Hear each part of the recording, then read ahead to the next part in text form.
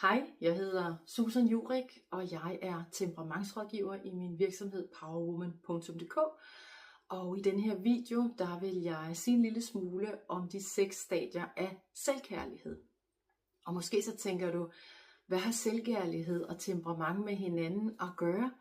Og derfor vil jeg lige sige et par få ord omkring den kobling, for den er faktisk super vigtig.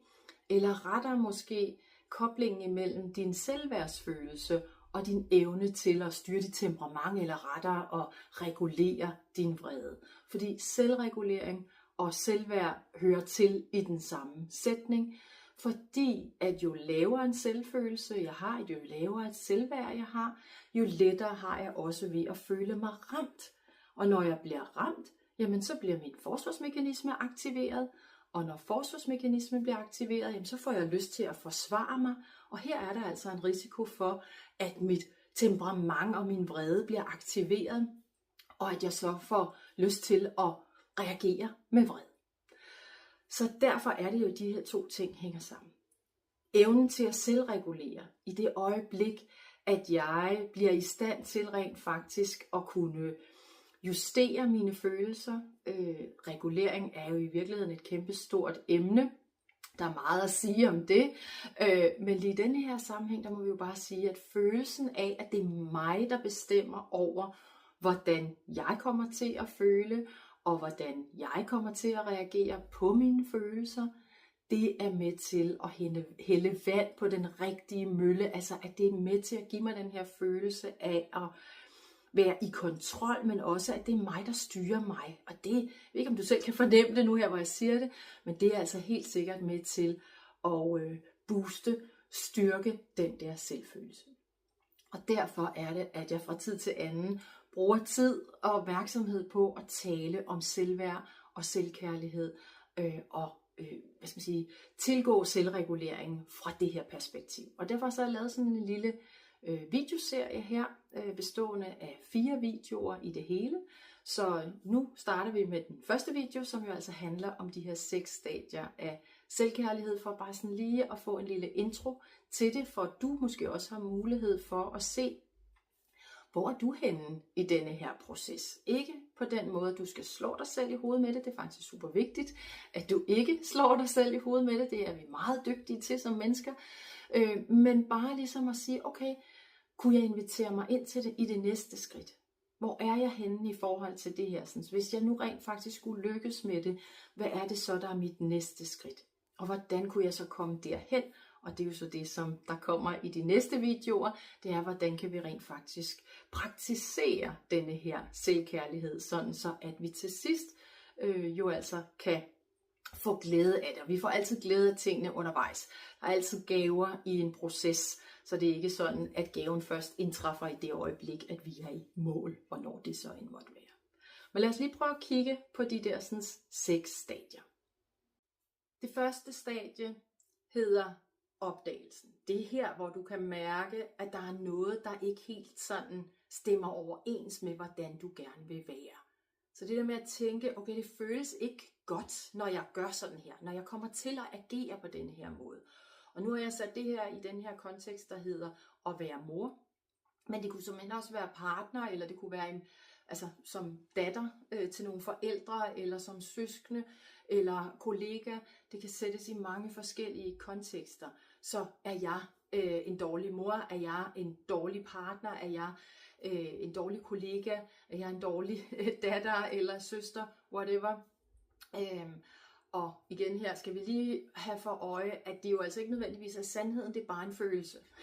Så jeg siger ikke, at du er en dårlig mor, eller at du er noget dårligt overhovedet, men det er den følelse, som du står med. Så hvis du kan genkende dig selv i det, så er du i hvert fald på stadie 1 her, i forhold til, at du er ved at opdage, at der er noget, der er galt. Men hvis vi gerne vil skabe en forandring, så er vi altså nødt til at komme videre herfra. Det er faktisk ofte sådan, at vi kommer til at strande i opdagelsen og tro, at vejen til forandringen går igennem at udskamme os selv og skælde os selv ud. Det er der mange forskellige årsager til ofte, at det er sådan, vi er opdraget, det er den kultur, det samfund, vi bor i, og så tror vi, at det er måden, mennesker lærer på. Det er det meget, meget sjældent, vil jeg lige sige. Og det er også derfor, at det er vigtigt for mig at sige, tag nu lige den der stegepande ud af hånden, og lad være at blive ved med at slå dig selv i hovedet med, at du for eksempel er en dårlig mor. Fordi det er helt sikker på, at for det første, at du ikke er. Men det, mærk ind i det, det må vi gerne. Men så er vi altså nødt til at gå videre. Vi er nødt til at komme videre i vores erkendelsesproces, for at vi rent faktisk kan lykkes med at ændre noget som helst. Men nu holder vi os lige til det her med selvkærligheden, så lad os kigge på stadie 2. Stadie 2 opstår, fordi vi går ud i verden og begynder at være nysgerrige på det her. Vi følger måske nogen på de sociale medier, eller vi begynder at google os til nogle forskellige ting, og så finder vi ud af, at Gud, der er i virkeligheden også andre derude i verden, som har det ligesom mig. Og det er faktisk rigtig dejligt stadie. Og opdager jeg ikke alene med at have et særligt adfærdsmønster, eller at være sådan en, der ikke er så god til at praktisere selvkærlighed. Men hvis vi gerne vil blive bedre til at praktisere selvkærlighed, så skal vi videre i stadierne.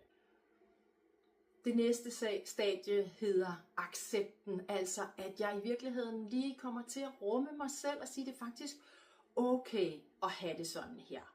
Altså at jeg er en god nok mor.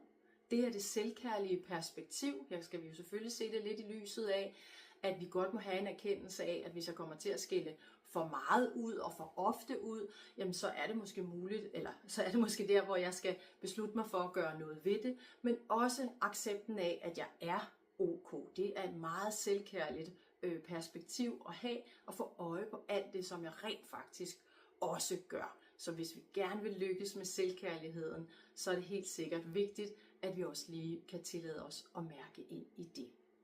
Og så kan vi jo risikere, at vi strander der. At vi ligesom siger, okay, men nu har jeg faktisk accepteret, at jeg er god nok, og så lever jeg med alle mine fejl og mangler og tror på, at accepten alene er nok til at give selvkærlighed. Det kan sagtens føles som sådan en spirende selvkærlighed, men der skal mere til. Og det er her stadie 4 kommer ind i billedet, altså bevidstgørelsen om, at jeg er nødt til at vælge mig til, for at være, som jeg gerne vil være. Altså igen det her set i lyset af, hvis jeg kommer til at skælde mere ud, end jeg bryder mig om, at jeg så også ligesom kan se, at okay, jeg skal selvkærlighedsmæssigt, men også selvfølgelig reguleringsmæssigt, nødt til at sætte mig forrest i rækken. Det her taler jeg rigtig ofte om, også i forståelsen af, at mødre især har det med at sætte alle andre før sig selv.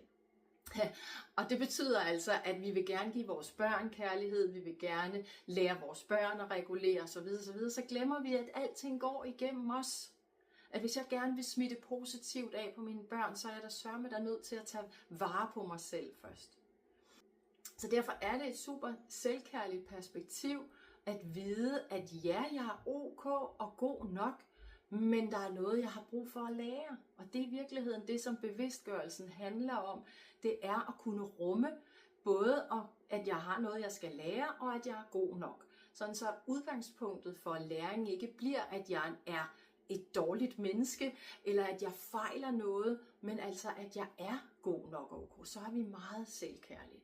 Så vi må gerne forbedre os selv, vi må gerne blive klogere, og vi må gerne prøve at skabe nogle forandringer, sådan så at vi lander i noget, hvor der er en større overensstemmelse imellem det, jeg gør, og den, jeg gerne vil være. Fordi den uoverensstemmelse skaber en dyb utilfredshed. Den skaber skam, den skaber alle mulige ubehagelige følelser. Så vi må gerne få øje på, at der er noget, vi gerne vil forandre, men det er vigtigt altså, at vi lige får kommet igennem de her stadier af selvkærlighed. Så kommer vi til stadie 5, og det er jo i virkeligheden her, der begynder at ske nogle ting. Indtil videre har tingene bare været sådan på et mere mentalt og følelsesmæssigt niveau, men når vi skal sætte handling på, så er det der begynder at ske nogle ting. Så derfor så skal vi jo altså i gang med at øve os. Der er noget, vi sådan rent fysisk skal gøre anderledes. Og her er det vigtigt at sige, at læringen, altså hvis vi gerne vil lære vores hjerne, og ikke mindst også vores hjerte, kan man så sige, altså selvkærligheden, den kommer først rigtigt til at indtræffe i det øjeblik, at jeg rent faktisk sætter handling på, og at jeg gør noget anderledes, end jeg plejer at gøre. Og det er jo altså ikke ensbetydende med, at det er nemt. Der er meget få forandringer, der er nemme at skabe, men at vi jo undervejs også godt kan mærke, at det her jo faktisk er rigtig dejligt. Der er ingen tvivl om, at der er meget power i, apropos jo mit forretningsnavn, er rigtig meget power i at se, at jeg gør noget anderledes og kunne mærke effekten af det. Det er med til at styrke din selvværdsfølelse. Det er der ingen tvivl om. Og når vi først har gjort tingene tilstrækkeligt mange gange, altså det går hen og bliver til en vane, og vi kan måske rent faktisk kan se, at nu behøver jeg ikke at bruge lige så meget krudt på det, som jeg gjorde i starten, da jeg var i gang med at øve mig, at ting hen ad vejen måske bliver til en vane, og at de ligesom stille og roligt bliver indlemmet som en del af mig. Og det er jo der, vi så lander i det 6. stadie af selvkærlighed, altså at tingene i stedet for er blevet til et mindset, at det bliver bare noget, jeg vælger til, små bitte forandringer måske i min dagligdag, måden at se mig selv på, måden at tale om mig selv på, måden at tænke om mig selv på, at det forandrer sig. Og det er så der, hvor vi må sige, okay, nu er vi måske i virkeligheden i mål, men vi skal måske også få øje på, at målet er ikke sådan, du ved, ligesom hvis vi skulle løbe en maraton, og så løber, og så stopper vi, puff, hvor at selvkærlighed, og for den sags skyld også selvregulering, er en blivende, en ongoing, jeg mangler lige det danske ord for det, men sådan en ongoing proces, det er noget, som jeg skal udleve, det er noget, jeg skal gøre, det er noget, jeg skal inkorporere som handlinger, der sker i min dagligdag. Jeg håber, at det her sådan giver dig en lille smule indblik i, hvad er det for en proces, som du måske rent faktisk befinder dig i lige nu og her, men jo altså også at kunne inspirere dig til, hvad dit næste skridt måtte være. Som sagt, kommer der 3 videoer mere her omkring, hvordan du rent faktisk kan træne og praktisere selvkærlighed. Videoerne kommer fra min Facebook-gruppe, som mest hvis jeg lige siger nogle ting, som du måske undrer dig over. Jeg holdte sådan nogle, noget der hedder ugens kærlige kram, og derfor er de optaget til det. Så nogle af de ting, jeg siger, dem skal du ikke lige undre sig så meget over. Det er bare fordi, jeg lige tillod mig at kopiere dem over og smide dem ind her på kanalen også. Så det tænker jeg, du godt kan se bort fra, og ellers så i hvert fald håber jeg, at du får glæde af de øvelser, som jeg præsenterer i videoerne.